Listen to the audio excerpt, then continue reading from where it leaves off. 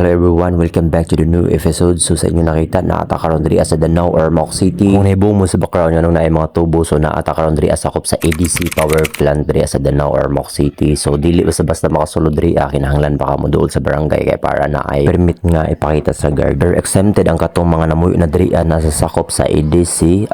Dili na sila pwede makakuha og permit kay automatic sulod naman sila kay nakailan naman po ng mga tao nga taga diri sila. O nya usa pasad na sila ay umadre. So guys, kung nahibuong mo kung kinsa ni ako mga kauban, so sila ang estudyante sa NC2 Agriculture diri sa Barangay Danao or Moc City. So kung naibuong mo nganong nisaka na sila, magkuha na sila og bagging para gamito silang activity. Kunya ako nga nagsunod ra o kapoy nakaayuon sa man, okay pa ba dara? Good. And also guys, nakabalubo mo nga ang Barangay Danao. Usa ni siya sa pinakadako ang world farming industry in the world. Grabe yan. So yun na nakadaghan ang ilang mga utanon, mga produkto diri sa kabingtan na ay mga mais, na ay mga ongbok, na ay nga etc.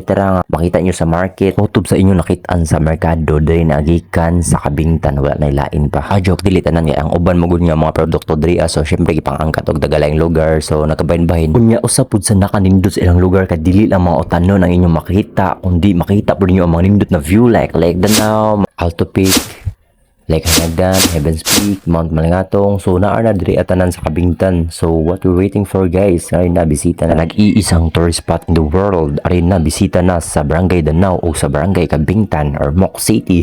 So kung nahibuong ka kung unsa nang ako ang panguha dia, so mao ni siya gitawag nga wild berries diri sa bukid sa Danao or naa pa na siya daggan dito sa kuan sa Kabingtan. So mao ni siya wild berries. So ang makaon na ni iyaharang panit. So wala ni siya sud ang sakop ani. Kunya syempre pag humana to sa wild berries, basta na to sa bukid, basta unsay makitaan nga mga prutas, hala bunlot bisan asa, bisag dili kita ang tag-iya. Syempre nga takagahi na rin napita. Kawatan kay biyaba, so grabe hatawahan na nya guys, nakabalubo mo nga bisan init ni diri ang dapita. Ugnaw gihapon ang inyong paminaw kay very nature juga ay ni diri dapita. So nice places you guys. Anyway, thank you di sa tag-iya diri sa kaino kay padayon ta. Syempre bayabas ra de og ka ng mga wild berries, so di ka punta makontento na nagabo de mga butong diri. Syempre na atay ka butongan diri. Syempre matik na dayo ako pa na buwa kay haron ko no ingnon ba ases. Unya pag human na magaon og butog ang shortcut na namo diri sa fall. So diri ato magpabugnaw kay lami na kay magpabugnaw. Syempre busog man daga na kay mga prutas nga gipangkaon. Diri ni showering. So nindot ni diri na Peter guys. Nakabalo ka kung maligo ka diri na falls ka ng mga tubig nga nagughog lami kinas paminaw simula us makakagi massage. Unya kay marag tugnaw naman diri dapita balhin na budang adto na buta sa Lake Danao na po na unsa na atay daghang kalagan diri sa Lake Danao basta diri dapita sa Kabangtan. So thank you guys for watching. Bye, see you soon.